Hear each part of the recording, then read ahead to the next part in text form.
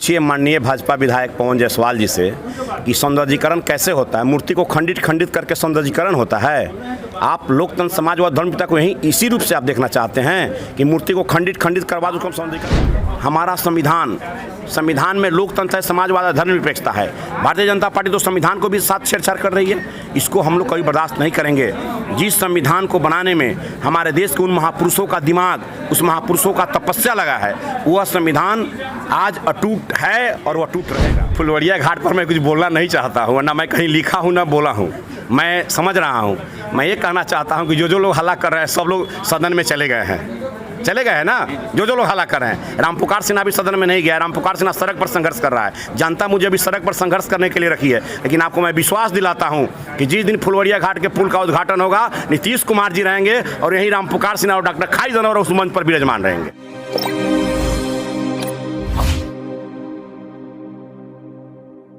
रामपुकार जी हाल ही में जिस तरह से आपने सोशल मीडिया पे एक बयान जारी किया था, पहले पोस्ट किया कि भगत सिंह के मूर्ति को तोड़ दिया गया, लेकिन वर्तमान विधायक का ये दावा आया कि एक बयान जारी किया गया सोशल मीडिया के माध्यम से कि ये सौंदर्यीकरण किया जा रहा है। ये जो उनके ऊपर जो आरोप लगा था ये बेबुनियाद है। इसको आप लोग कैसे देखा? जरा करने वाले भी थे, बीच में आप धरना को भी रोक लिए, क्या वजह था? क्या मजबूरी आ गई कि आप लोग धरना नहीं किए? पहले मैं आपके पहला प्रश्न का जवाब दे रहा हूं कि जरा पूछिए माननीय भाजपा विधायक पवन जायसवाल जी से कि सौंदर्यीकरण कैसे होता है। मूर्ति को खंडित करके सौंदर्यीकरण होता है। आप लोकतंत्र समाजवाद धर्मपिता को यही इसी रूप से आप देखना चाहते हैं कि मूर्ति को खंडित करवा दो सौंदर्यीकरण। अगर आपको सौंदर्यीकरण का इतना ही शौक था, अपना शिलापट पर नाम लिखवाने का आपको इतना ही शौक था, तो जिस तरह उस मूर्ति का स्थापना 1992 में चंपारण के प्रख्यात स्वतंत्रता सेनानी और घोड़ासान के प्रथम विधायक राम अयोध्या प्रसाद किए थे, और 8-10 वर्षों के बाद तत्कालीन विधायक घोड़ासान के लक्ष्मी नारायण यादव जी ने सौंदर्यीकरण किया। मूर्ति को टच से मस नहीं होने दिए। मूर्ति जिस तरह था उसी तरह रहा। चारों तरफ से पिलर बनाए, छज्जा लगाए, लेकिन आप अपने गुर्गों द्वारा उस मूर्ति को खंडित करवा रहे हैं। सर अलग धर अलग, और इसी को आप सौंदर्यीकरण कहते हैं। मैं मीडिया के भाइयों से भी कहना चाहता हूं कि वैसे लोगों को भी आप लोग जवाब दीजिए कि वो सौंदर्यीकरण नहीं है। सौंदर्यीकरण का मतलब ये होता है कि भाई मूर्ति जस की तस रहनी चाहिए। चारों तरफ से आप पिलर उठाइए, जितना वो जगह पार करना है, जितना जो कुछ करना है कीजिए। यही मैं आपसे कहना चाहता हूँ। ये कहा गया कि आप लोग मीडिया में बने रहने के लिए इस तरह का बयान दिए थे, ये बेबुनियाद आरोप था उनके ऊपर। मीडिया में कौन बना रहना चाहता है? आप अब कल अंबेडकर जी का मूर्ति को तोड़ दीजिए, कल गांधी जी का मूर्ति को तोड़ दीजिए और उसका हम लोग प्रतिकार नहीं करें, ये संभव नहीं है। ढाका विधानसभा क्षेत्र की घोड़ासान की जनता बहुत जागरूक है, अवेयरनेस है, समाजवादियों की भूमि है। और भगत सिंह देश की आज़ादी के फंदों पर झूले हुए थे, और आप उस मूर्ति को खंडित करके कि इसका तो फल आपको मिलेगा। जनता जवाब देगी आपको, समय में इसका भुगतना पड़ेगा, निश्चित भुगतना पड़ेगा। जनता जवाब देगी। किसी के मूर्ति को आप अपमानित करके उस तरह का आपने जो दुस्साहस किया है, वह हम लोग उसको बर्दाश्त नहीं करेंगे। और रहा आप बोले कि धरना के लिए, हम लोगों ने मुख्यमंत्री आदरणीय नीतीश कुमार जी को, उप मुख्यमंत्री तेजस्वी यादव जी को, संसदीय बोर्ड के राष्ट्रीय अध्यक्ष जदयू आदरणीय उपेंद्र कुशवाहा जी को, मोतिहारी डीएम और एसपी को हम लोगों ने रिटर्न दिया, और मुख्यमंत्री जी के यहाँ से उसकी जाँच डीएम के यहाँ आ गई। जाँच में डीएम साहब के द्वारा एक कहा गया अनुमंडल पदाधिकारी के महोदय के निर्देशानुसार कि सर जांच में आ गई, हम लोग जांच करके भेज रहे हैं। अगर जांच से संतुष्ट नहीं होंगे तब आप लोग सरकार के लोग हैं, आपकी सरकार है। जांच से अगर संतुष्ट नहीं होंगे तो आप धरना दीजिएगा। अगर जांच से संतुष्ट होंगे तो उस पर कार्रवाई होगी। आप लोगों को जांच जो हो पाएगी किस तरीके से होगा? निश्चित नई तरीका होगा तो फिर आगे की रास्ता है। हम लोग देखिए, हम लोग सत्याग्रह ही लोग हैं। हम लोग सत्याग्रह के रूप में आंदोलन करना चाहते हैं। हम किसी का अपमान बर्दाश्त नहीं कर सकते हैं, और खासकर अपने महापुरुषों का अपमान तो साफ बर्दाश्त नहीं कर सकते हैं। आप अपने सोशल मीडिया के माध्यम से या अखबार के दुनिया से या इलेक्ट्रॉनिक मीडिया से आप देखे होंगे कि भगत सिंह के सर अलग और धर अलग, जिस हथौड़ी से फोड़ा गया, जिस छेनी से काटा गया, यह लोकतंत्र में बहुत कला अध्याय है।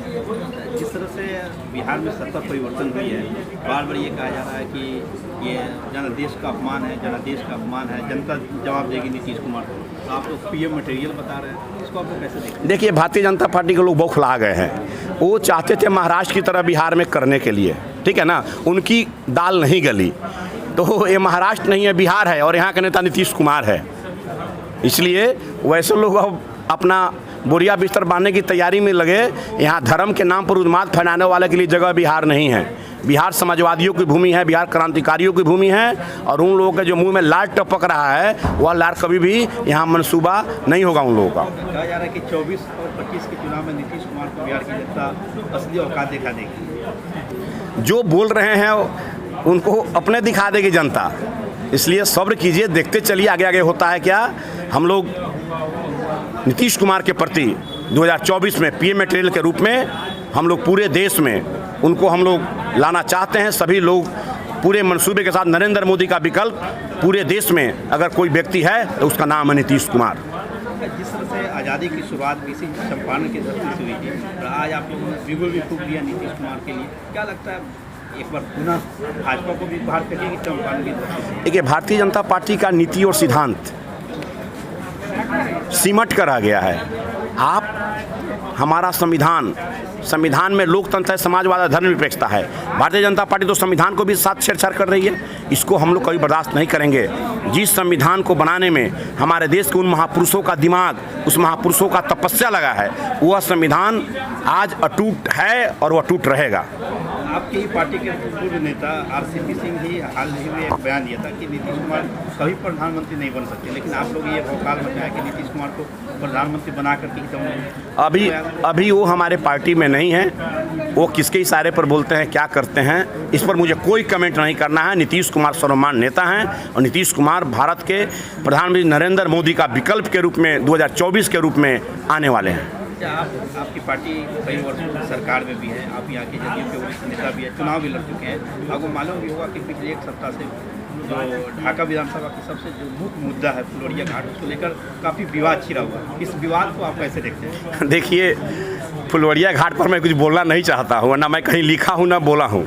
मैं समझ रहा हूँ, मैं ये कहना चाहता हूँ कि जो लोग हल्ला कर रहे हैं सब लोग सदन में चले गए हैं ना। जो लोग हल्ला कर रहे हैं, रामपुकार सिन्हा भी सदन में नहीं गया। रामपुकार सिन्हा सड़क पर संघर्ष कर रहा है। जनता मुझे भी सड़क पर संघर्ष करने के लिए रखी है, लेकिन आपको मैं विश्वास दिलाता हूं कि जिस दिन फुलवरिया घाट के पुल का उद्घाटन होगा, नीतीश कुमार जी रहेंगे और यही रामपुकार सिन्हा और डॉक्टर खाई जनवर उस मंच पर विराजमान रहेंगे। कई मतलब भूमि पूजन भी हो चुका है उसका, इस बार भी भूमि पूजन हुआ। ये बताया गया कि 21 मार्च तक बन करके तैयार हुआ, नहीं हुआ, काफ़ी विरोध झेलना पड़ा। आप जरा पूछिए उन लोगों से जो कहते थे कि हर हाल में 31 मार्च तक 2022 तक पुल पर लोग चलने लगेगा। जरा उनसे पूछिए कि क्या हुआ आपका वादा, क्या हुआ तेरा वादा, वो कसम जाने इरादा, क्या हुआ? आप जनता के साथ देखिए, ढाका की जनता को आप झूठ, फरेब और मायावी में एक बार ठग लीजिएगा, 2 बार ठग लीजिएगा, लेकिन यहाँ की जनता अब बहुत जागरूक हो चुकी है। और यहाँ खाली जनवर, रामपुकार सिन्हा जैसे लोग और इन तमाम बुद्धिजीवियों के साथ जो बैठक हो रही है वह व्यापक परिवर्तन का बैठक है। यहाँ के बुद्धिजीवी जाग चुका है, किसान, मजदूर, छात्र, नौजवान जाग चुका है। अब उन लोगों के झांसे में आने वाले नहीं हैं।